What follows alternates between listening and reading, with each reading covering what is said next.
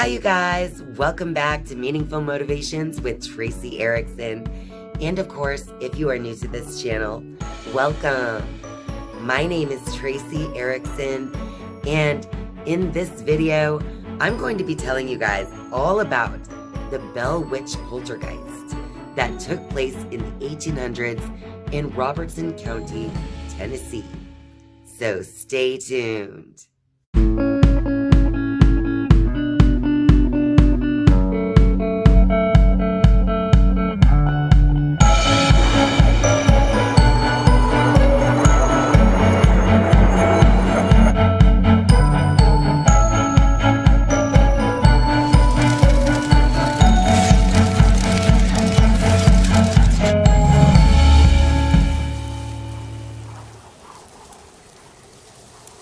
In case the background didn't give it away, it is currently spooky season here at Meaningful Motivations with Tracy Erickson. And that means that we're just going to take some time to dive into the darker subjects of spirituality, such as ghosts, poltergeists, and creatures of the night. I just love the spooky season. It intrigues me. The Bell family lived in an isolated wooden farmhouse in Robertson County, Tennessee. And the Bell family consisted of John Bell, his wife Lucy Bell, and their 9 children. And the actual Bell family poltergeist really focused most of its attention on only 4 of those 9 children. The 4 children were John, the oldest, and 12-year-old Elizabeth, who is known as Betsy, 10-year-old Richard, and 9-year-old Joel. They were the most affected by this particular poltergeist.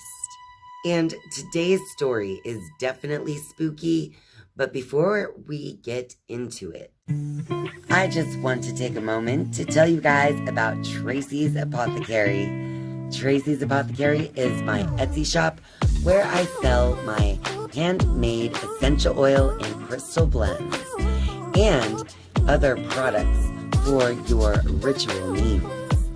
So check out Tracy's Apothecary at tracysapothecary.etsy.com. The Bell Witch of Robertson County, Tennessee is not really a witch at all. The Bell Witch is the name given to a poltergeist entity that had been haunting the Bell family for years. Members of the Bell family believe that this poltergeist haunting began in the early months of 1817, but it could have been earlier because the initial manifestations of this poltergeist were very minor, such as scratches on the floorboards, or what sounded like mice possibly living within the walls of the home. But when further investigation had taken place, they never found any mice or any other reason that these sounds should be taking place. As they began to give these sounds some attention, they began to grow. And so the minor scrapings on the walls and floor turned into more of a scratching at the front door, like that of a dog or something. But, of course, when gone and investigated, there would be nothing outside of the door. By the fall of 1817, the entire family was completely convinced that something was definitely up in their home. And by the spring of 1818, the certain noises began to change once again. And so by early 1818, the noises they were now hearing were loud thumps that would reverberate throughout the entire house. And not only would it be loud thumps that they would hear, they also began to hear what they could only describe as lip smacking. So I guess it would sound something like that. I don't know. As this Bell family poltergeist began to grow in power and strength, it actually began to manifest itself physically. And the physical manifestations began in the middle of the night, when the bedclothes would suddenly be ripped off of all of the children while they were sleeping. And of course, when this happened, it caused a lot of alarm, and the family was very disturbed over the situation.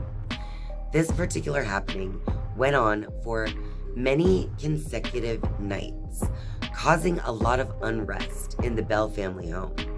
As the family was giving more and more attention to this poltergeist activity going on, meanwhile, the poltergeist was growing in strength even further. And things began to escalate even more when Richard began to actually wake up in the middle of the night to his hair being pulled by an unseen hand. And of course, when Richard would have his hair pulled by the poltergeist, his screams would rouse the entire household from their sleep, and again, they would have many nights of broken sleep, as the poltergeist would then move its attention to Joel, the younger one, and finally set its attention onto Elizabeth, or Betsy, and really focus its attention on her. Once the poltergeist began to target Betsy, that became its brand new focus. So, not only did the poltergeist pull on Betsy's hair on multiple occasions, it also began to throw stones and slap her face with an unseen hand. There were many times Betsy would suddenly be hit by a stone, and this would happen whether she was indoors or outdoors. And there was even a time when Betsy was speaking with her brother that the invisible hand slapped her face, and her brother actually saw the red imprint of a hand begin to form where the invisible hand had slapped her. And now this was all becoming way too much for John Bell to handle on his own. So John Bell decided to call on his neighbor, James Johnson, who was very well versed with the Bible. And he asked him to come on over to the Bell residence and to remember to bring his Bible, because he wanted to see if it was possible that James Johnson could make this stop. At first, when James Johnson was sitting at the house, he believed that the Bell children were up to no good. But even though he thought that the children were involved in some type of trickery, he wasn't quite sure if Betsy was in on it or if Betsy was a victim. Because remember, Betsy is the current target for this poltergeist activity. Now, after some time, while James Johnson was sitting with his Bible and not much was going on, yet he was still suspecting the children, all of a sudden, the lip smacking sound began. Or whatever it sounds like. And as soon as the noise began, James Johnson said, with as much authority in his voice as he could muster up, "Stop it, in the name of the Lord." And sure enough, the noise actually did stop for him. After that experience, the neighbor, James Johnson, actually suggests that John Bell bring in a rotation of neighbors and friends to kind of look after the place and really just look after the children. But to be honest, this rotation of neighbors simply became a rotation of witnesses to the actual poltergeist activity that was taking place within the Bell residence. So now, with neighbors coming over every single day, witnessing this poltergeist activity, they actually begin to play games with this poltergeist. And as they would hear these loud, thundering thumps that reverberate throughout the house, they would actually tap on the table a certain amount of times, and the poltergeist would tap on the table back at them a certain amount of times. And they would then begin to play these games with the poltergeist while they would sit as witnesses to this activity. So all of this attention on the poltergeist actually began to make it grow and grow even more in power and strength. And so the poltergeist manifestations actually moved on outside into the path that is between the Bell residence and the church. So as the children would walk this path, there would be sticks and stones thrown at them from over in the brush. And there was actually one time in which a stick was thrown at Joel. After actually being hit by sticks on multiple occasions, Joel decides to pick up one of the sticks and get his little pocket knife out and actually made a marking upon the stick before throwing it back into the brush. Before it could even have time to land on the ground, the stick came flying back at him from out of the brush, and he was able to confirm that it was the exact same stick that he threw because it had the same marking that he had placed with his pocket knife. It is actually around this time that Richard even notes in writing that he has recognized that the attention given to the poltergeist manifestations are actually what gives the poltergeist more and more strength. As if all of the loud house thumping, lip smacking, the hair pulling, the slapping, the stone and stick throwing weren't enough. Now the poltergeist is gaining so much strength and power that it begins to have a voice. The poltergeist voice starts as a very faint whisper that was so faint that they couldn't even make out what exactly was being said, but they could always hear the whispering. And soon those whispers began to grow, and finally the Bell family poltergeist actually had a voice that they could understand. Actually, one of the very first sentences uttered by this poltergeist was, "I am a spirit who was once happy, but have been disturbed and am now unhappy." John Bell actually refused to write down most of what the poltergeist had to say due to its sexually explicit and blasphemous nature. So this poltergeist, as it began to grow in power in its voice, began to utter very terrible and horrible things that John did not want repeated outside of his home. As the voice of this poltergeist began to grow in strength and power, it began to express its utter hate for John Bell. And as it began to express this hate for John Bell, all of its poltergeist activity began to be targeted directly at him. So that means that all of the hair pulling, the smacking, the stone and stick throwing, and the blasphemous and sexually explicit speech was all aimed at John Bell. As he became the target of this poltergeist, John Bell actually fell ill mysteriously with lockjaw, and his mouth and tongue would become so swollen that he could not talk or eat for days at a time. And this illness would then come and go for the rest of his time on this earth. And now that the poltergeist actually had a voice, the family children began to ask who this poltergeist actually is. And that's when they began to get multiple different stories about multiple different possibilities of who this voice could be coming from. Anyone from a Native American Indian to an old robber or thief.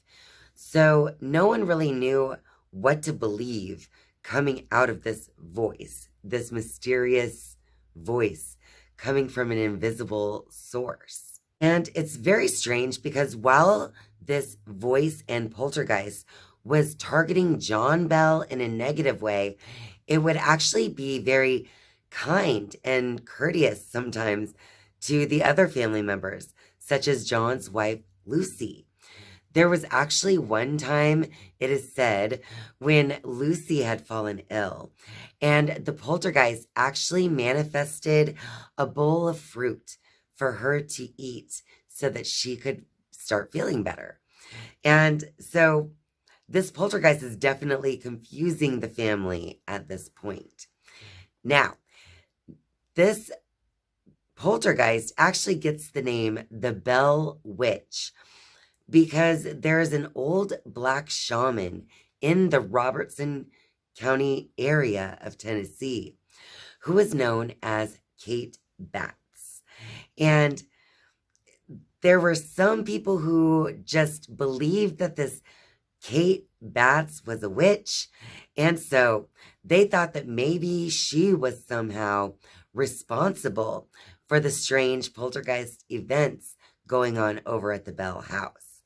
Now, after further investigation, of course, it was found out that old Kate Batts had absolutely nothing to do with this poltergeist. But the name stuck anyway. And so from that point on, this poltergeist was called the Bell Witch. And now the Bell Witch has a name. And of course, it's growing in attention. So people are talking about the Bell Witch in all kinds of newspapers and magazines. And this is really only feeding this poltergeist more and more energy through this attention. As the attention on the Bell Witch grew and grew, the voice actually began to get worse. The voice began discussing different townspeople, and they were actually hearing about people in very embarrassing ways. The voice would tell of different people's medical problems. The voice would speak of the sexual behaviors of the married couples in town. The voice would talk about people and the types of violence and theft that they could be, getting into in their day-to-day life. Basically, the voice would tell all of these embarrassing things, but really nothing that could be proved or disproved necessarily. Every Sunday, the voice would even mock the minister's Sunday sermon. So after the family would get back from church on Sunday, the voice would repeat the entire sermon that the minister said, word for word. But the voice would add sarcasm and cackling and laughter in the most inappropriate times during the sermon. And so the voice was constantly causing its own bit of chaos in the Bell household. And it even told the kids at one time that there was a buried treasure hidden away somewhere.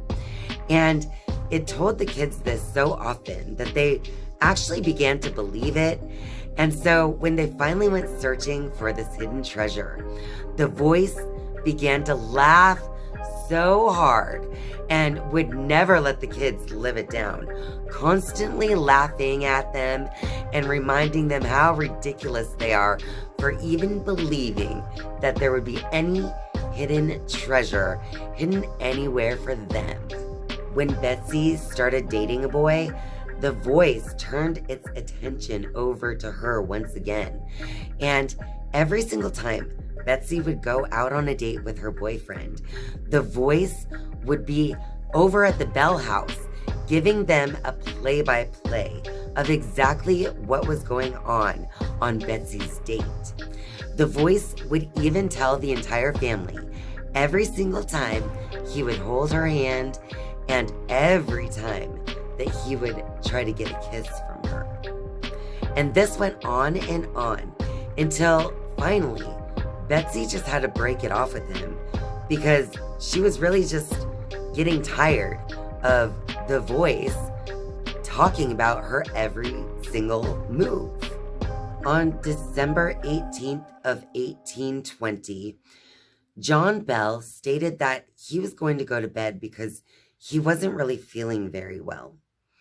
The next day, he didn't get out of bed, and he was actually found in a stupor by his son, John Jr. And as John Jr. went into the room to help his father, he heard the voice. "It's useless for you to try to relieve old Jack. I've got him this time. He will never get up from that bed again." After John sent for a doctor, he ended up noticing a small bottle on the bedside table that he hadn't noticed was sitting there before. And no one else seemed to have noticed the bottle that was there before either. And that's when the voice began to speak again. And this time it said, "I put it there, and I gave old Jack a dose last night while he was asleep, which fixed him." The next day, after hearing the voice say that statement, John Bell died after never gaining consciousness again. And that's part of why the Bell Witch Poltergeist is so popular back then and is still popular even today, because everything that happened was just so extreme. After John Bell died, it was as though the poltergeist was in a very happy and jovial mood. It was like going around the house singing songs, like popular pub songs of the day, and was just overall like celebratory almost from the poltergeist voice. And then after John Bell's funeral, the poltergeist activity did slow down substantially until one day it just suddenly ended. But it ended in a very peculiar way, to say the least. A few weeks after the passing of John Bell, the rest of the Bell family was sitting down to dinner when there was a loud rumbling sound coming from the chimney. So as they look over, all of a sudden there's a crash in the fireplace and a cannonball comes rolling out into the middle of the room, where it suddenly turned into a ball of choking smoke. And that's when the voice suddenly boomed out saying, "I am going and will be gone for 7 years." And after the smoke cleared, the Bell Witch was gone, and they literally did not hear another thing from this poltergeist, at least not for 7 years. Because after the 7 years passed, it is said that the poltergeist did try to come back. When the 7 years were up, the only people left living in the Bell residence were Mrs. Bell and her 2 youngest children. All of the other children had grown and married and began a life of their own. And so, when this poltergeist began to manifest once again, it started just like it did in 1817. So it started with those minor scrapings and scratchings.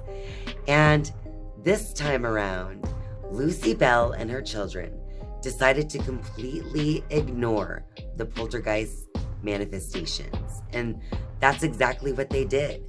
No one ever said a word about the Bell Witch. No one ever spoke of anything that they heard, anything that they seen, or anything that they felt, if they felt or believed that it came from the Bell Witch.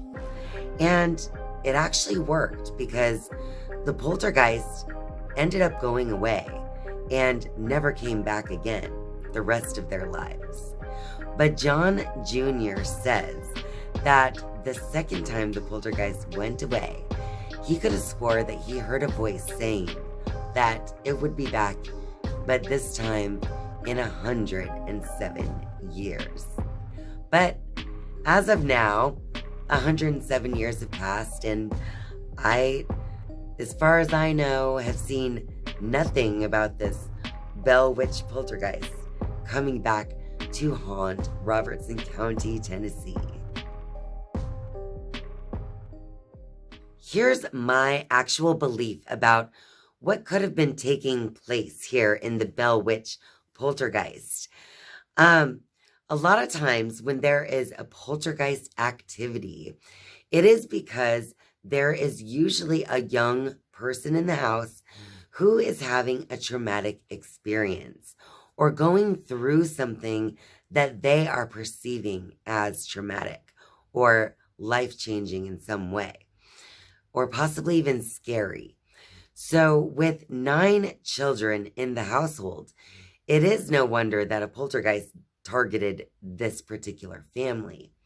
But not only that, in every other poltergeist story that I've ever researched, it always seems that the poltergeist grows each and every time you give it attention. And that's all this family did. And they even began to pull in the attention of others when they were inviting this rotation of neighbors to come and basically watch for and listen for anything coming from this poltergeist. So I think Richard was right when he wrote that the poltergeist would gain in strength and power anytime that they were giving it too much attention.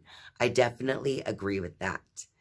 And if you watched Halloween Spooktacular in the past, you might remember the episode all about the Philip experiment, which was an experiment that took place in the 1970s, where it was proven that a poltergeist experience could actually be created by the minds of the people involved.